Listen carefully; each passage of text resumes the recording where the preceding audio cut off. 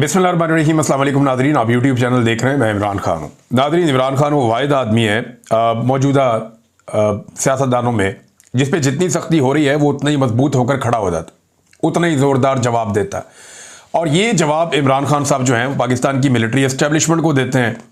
अब जो इमरान साहब का जो रिसेंट एक ट्वीट है उसको अगर आप पढ़ें तो आपको आइडिया हो जाएगा कि ये तो ऐलान जंग है। ये तो इमरान खान साहब वो बातें कर रहे हैं जो नॉर्मली सियासतदान करने के बारे में सोचते भी नहीं हैं। पहले आप सुने इमरान खान ने कहा क्या, ये बहुत इंपॉर्टेंट है। इससे आपको आइडिया हो जाएगा कि इमरान खान के साथ हो क्या रहा है और इमरान खान साहब का अपना मूड क्या है।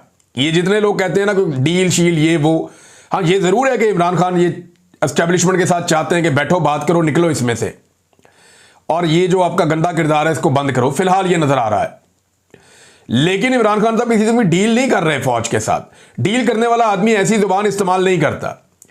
ये जो लोग कहते हैं ना कि फौज की इमरान खान साहब दोबारा जाके गोद में बैठना चाहते हैं, या जो लोग इस तरह की बातें करते हैं कि जनाब इमरान खान साहब ये चाहते हैं कि फौज उन्हें दोबारा से इक़्तिदार के अंदर ले आए और उन्हें वही वाली सहूलत मिल जाए जैसी उनको माजी में थी, तो ये नहीं है, ये बात ही नहीं है। उसकी वजह ये स्टेटमेंट है।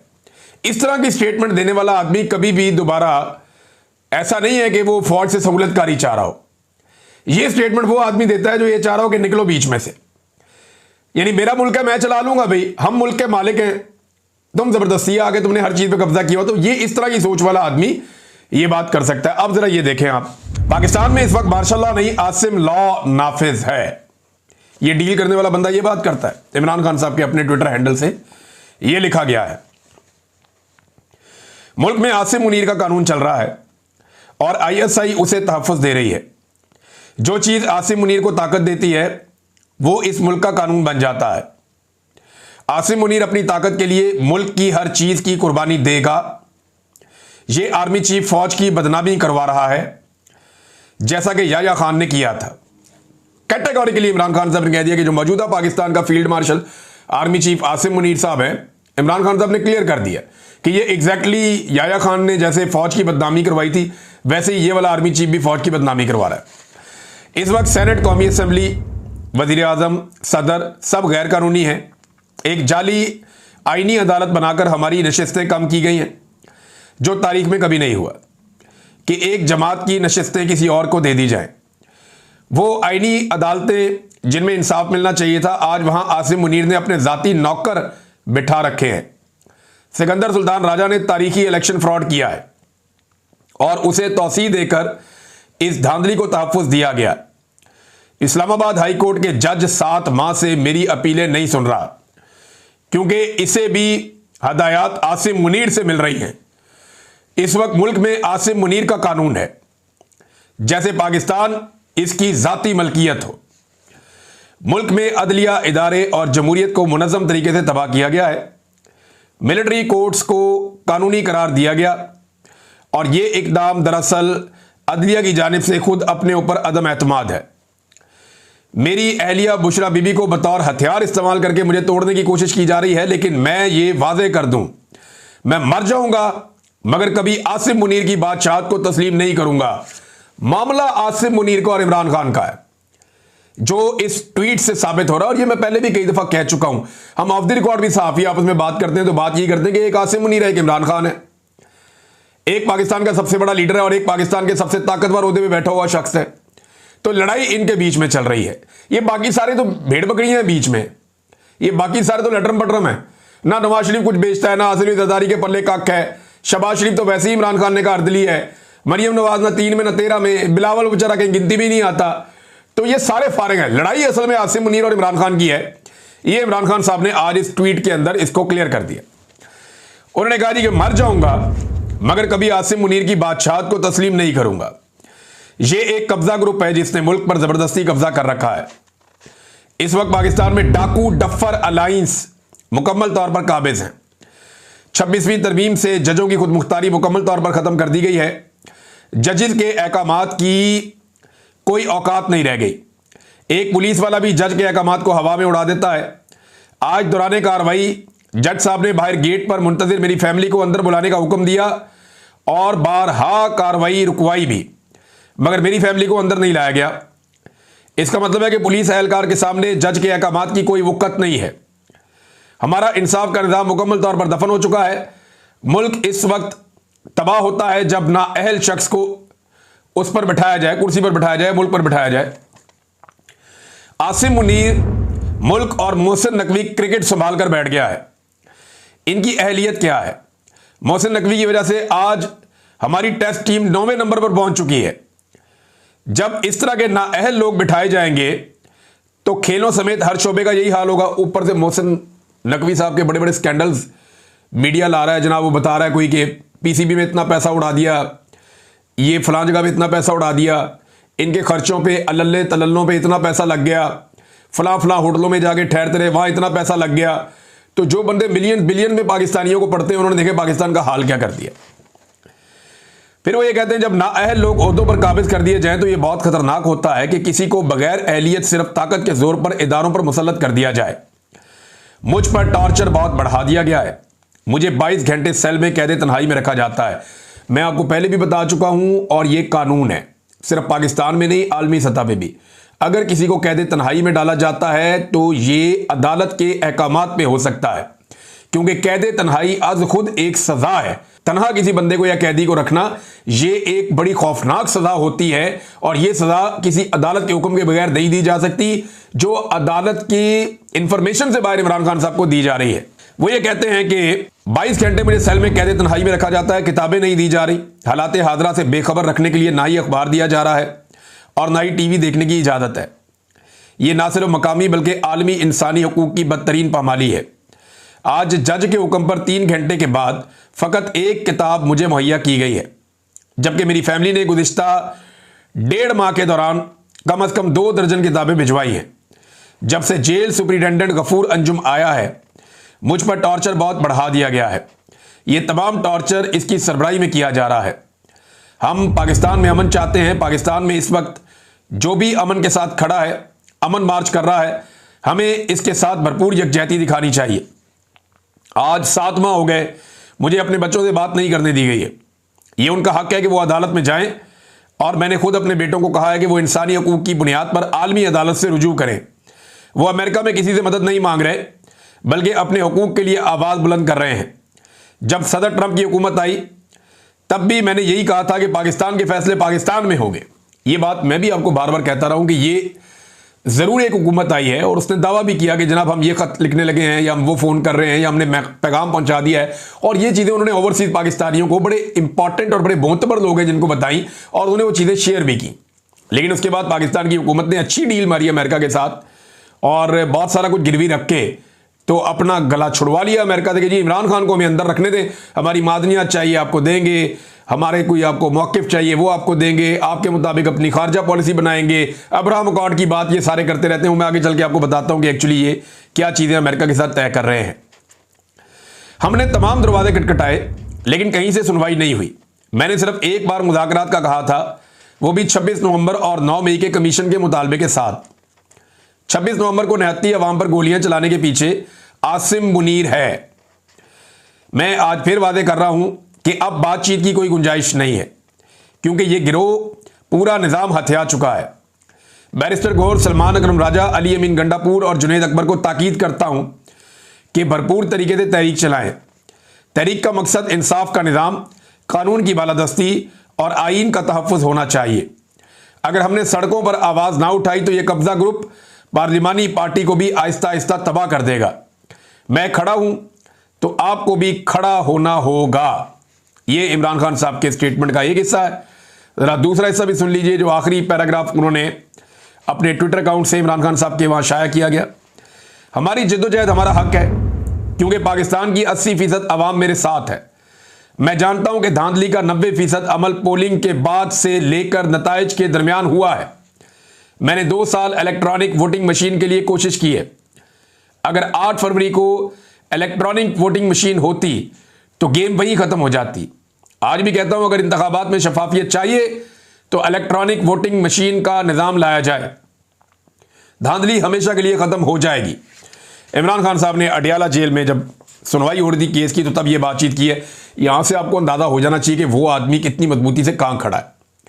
देखिए, एक बात आप सबको माननी पड़ेगी कि अगर अवामी दबाव इमरान खान साहब कायम करने में नाकाम रहे ना, तो ये वाली मिलिट्री एस्टेब्लिशमेंट जिसमें आसिम मुनीर साहब सरबराही कर रहे हैं, ये इमरान खान साहब को 1000 साल तक बाहर नहीं आने देंगे। जितने इन्होंने इमरान खान साहब पे मुकदमे कर छोड़े हैं, वो 200-300 मुकदमे हैं। ये एक मुकदमे में 100 एक साल 2-2 3-3 साल भी सजा देंगे ना, तो इमरान खान साहब को 1000 साल अंदर रख सकते हैं, या 1000 साल की सजाएं ये करवा सकते हैं, जितने भी मुकदमे इमरान खान साहब के ऊपर किए गए हैं। 26वीं आईनी तरमीम से पहले मुझे भी और पाकिस्तानियों को भी कुछ उम्मीद थी इस निजाम के अंदर कि इंसाफ मिलने की सूरत में इमरान खान साहब बाहर आ जाएंगे। अब वो उम्मीद तो होगी 0-0, उम्मीद तो होगी खत्म कि इमरान खान साहब इंसाफ मिलने की सूरत में या अदालतों से इंसाफ मिलने में बाहर आएंगे। अब जब वो उम्मीद खत्म हो गई तो बाकी क्या रह गया? सिर्फ अवाम की ताकत। जब अवाम खड़ी होगी तब इमरान खान बाहर आएगा। जब अवाम एस्टेब्लिशमेंट को नकेल डालेगी और उनको उनकी आईनी हदूद के अंदर वापस धकेल देगी, तब इमरान खान बाहर आएगा और तब पाकिस्तान में फ्री एंड फेयर इलेक्शन भी हो जाएगा। सबसे बड़ा टास्क पाकिस्तानियों के सामने एक ही है कि पाकिस्तान और पाकिस्तानी 25 करोड़ लोग हैं, हल्का सा ऐसे करके झटका लगाएंगे, सब कुछ ठीक हो जाएगा। पाकिस्तानी फैसला करें और फैसला करके पाकिस्तान की मिलिट्री एस्टेब्लिशमेंट को देंगे ना। एमक्यूएम को शिकवा किससे है? मिलिट्री एस्टेब्लिशमेंट से। नून लीग को आजकल वो गोद में बैठे हुए हैं, लेकिन वो भी अपनी तबाही के लिए मिलिट्री एस्टेब्लिशमेंट को जिम्मेदार कहते हैं।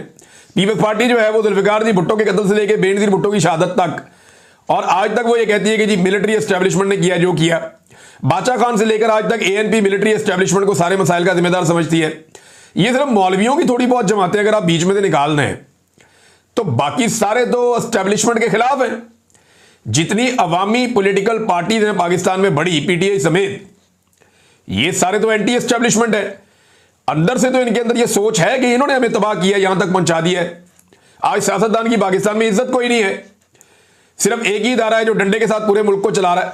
तो ये जो एस्टेब्लिशमेंट है, इसको अवाम एक दफा फैसला करे और इसको दीवार के साथ लगा के इसकी आईनी हुदूद में भेज दे, तो याद रखिएगा पाकिस्तान चल जाएगा, फिर इमरान खान भी छूट जाएगा, वरना नहीं। और इस वक्त मैं आपको बताता हूं अभी क्या हो रहा है। इस वक्त 27वीं आईनी तरमीम पर बहुत तेजी से काम हो रहा है। मेरे सोर्स ने मुझे जो इंफॉर्मेशन दी उसके मुताबिक ये धड़ाधड़ उसके अंदर चीजें तब्दील कर रहे हैं, और बहुत सारे ऐसे मामलात जो माजी में फौज के पूरी तरह से कंट्रोल में नहीं रहे, या एस्टेब्लिशमेंट की गिरफ्त कहीं पे किसी जगह पे कोई नरम थी, तो वो पूरी गिरफ्त में लेने के लिए एक शिकंजा कसा जा रहा है 27वीं आईनी तरमीम के जरिए से।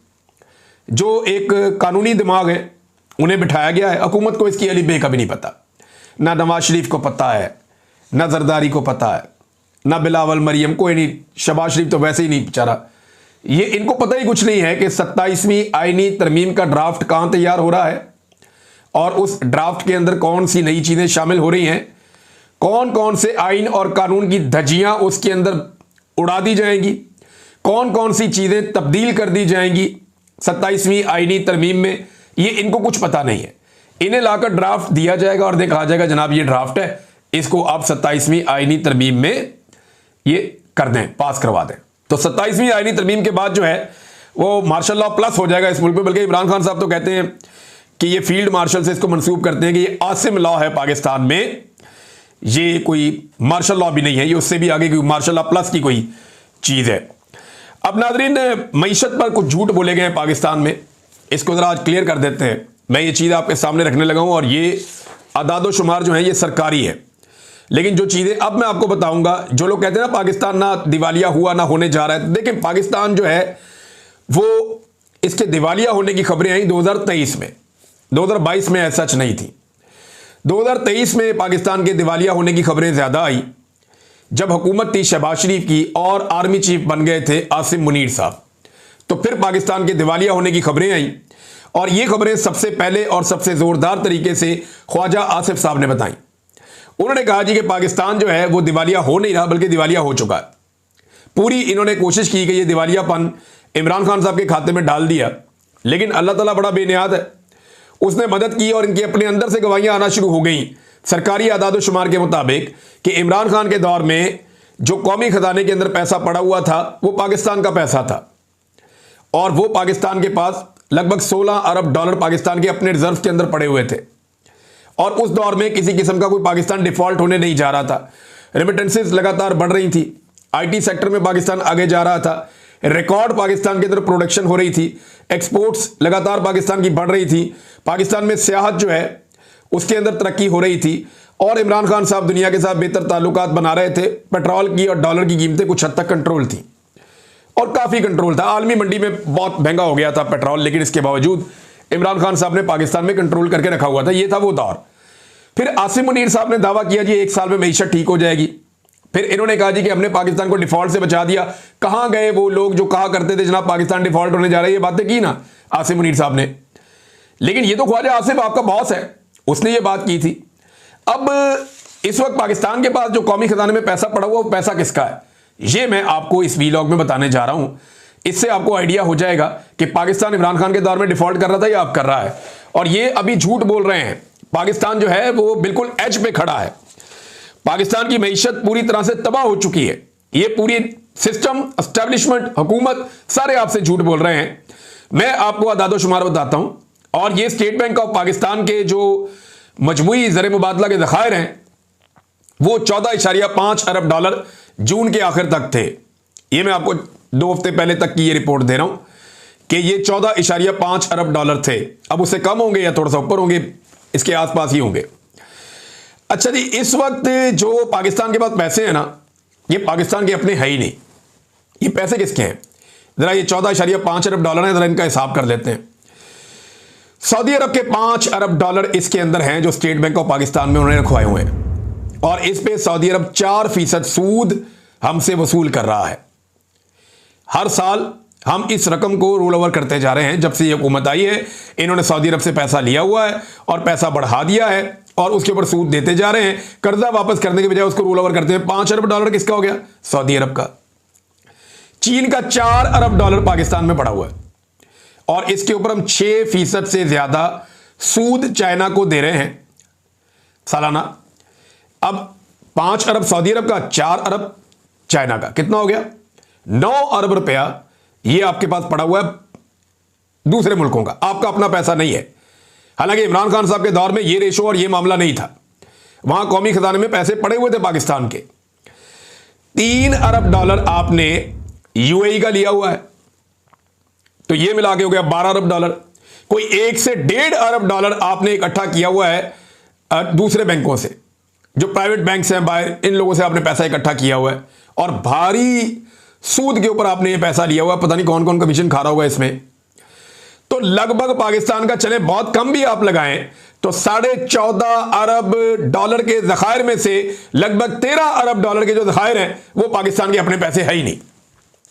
वो लोगों से मांग मांग के रखे हुए हैं, कोई सऊदी अरब से, कोई चाइना से, कोई यूएई से, कोई किसी और बैंक से। ये पैसा आपने मांग के रखा हुआ है। 13 अरब डॉलर आपका अपना है ही नहीं 14.5 अरब डॉलर में से। तो क्या पाकिस्तान जैसा एटमी पावर मुल्क सिर्फ 1.5 अरब डॉलर का मालिक है? ये तो इमरान खान साहब के दौर के मुकाबले में 10% भी नहीं है। तो मईशत का इन्होंने कर दिया सत्यानाश। पाकिस्तानी पैसा ले लेकर पाकिस्तान से बाहर भाग रहे हैं। बेशुमार पैसा पाकिस्तान से बाहर शिफ्ट हो चुका है। यूरोप में, अमेरिका में, बरतानिया में, खलीजी ममालिक में पाकिस्तान का पैसा धड़ाधड़ जा रहा है। और पाकिस्तान के अंदर इन्होंने पाकिस्तान में किसान को भी तबाह कर दिया, पाकिस्तान के अंदर मजदूर को भी तबाह कर दिया, मईशत पूरी तरह से बर्बाद कर दी। ये है वो पूरी कहानी मईशत की जो ये झूठ बोलकर आपको बताते हैं कि जनाब हमने डिफॉल्ट से बचा दिया। अब ये मुल्क चला कैसे रहे हैं? जाली बिल भिजवा के।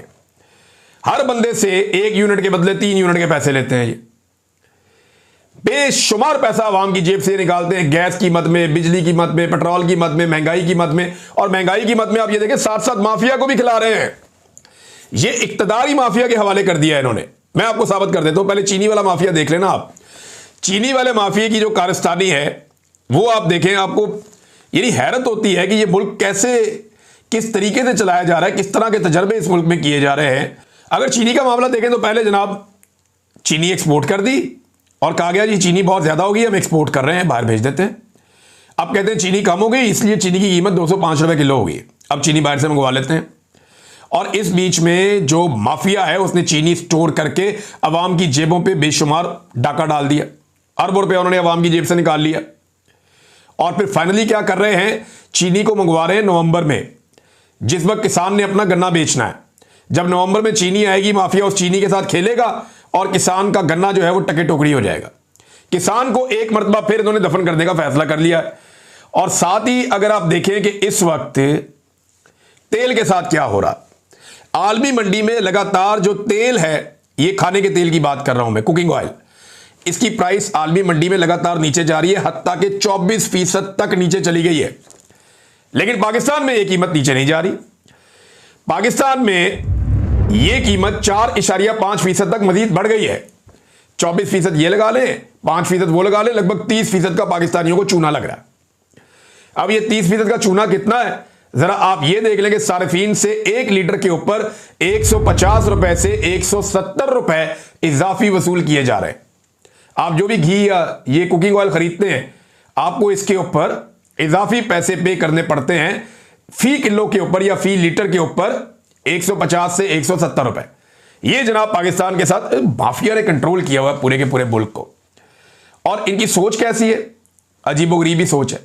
यानी जिस वक्त मगरबी दुनिया फलस्तीन को तस्लीम करने की बातें कर रही है, फ्रांस से खबर आ रही है, मैक्रोन जो है वो हो सकता है कि सितंबर के महीने में जब यूनाइटेड नेशन का इजलास हो तो वो वहां पे ऐलान कर दे। और ये खबरें वहां से आ रही हैं कि वो फलस्तीन को तस्लीम कर रहे हैं। जब दुनिया गजा के मसाइल के ऊपर परेशान है, उस वक्त पाकिस्तान के वुज़रा जो हैं वो बड़ी ढिठाई के साथ टीवी चैनल्स के ऊपर बैठकर अब्राहम अकॉर्ड के बारे में गर्दाने कर रहे हैं। अब अब्राहम अकॉर्ड क्या है, मैं आपको पहले भी बता चुका हूं कि अब्राहम अकॉर्ड का मतलब है कि इसराइल को तस्लीम करना। अंदाजा कीजिए आप, दुनिया को फलस्तीन की फिक्र है, दुनिया को गजा के शहरियों की फिक्र है, और पाकिस्तान को अब्राहम अकॉर्ड की फिक्र है। फिर जैसे ही आप वादे करके आएंगे तो फिर वैसे ही आपको काम करने पड़ेंगे।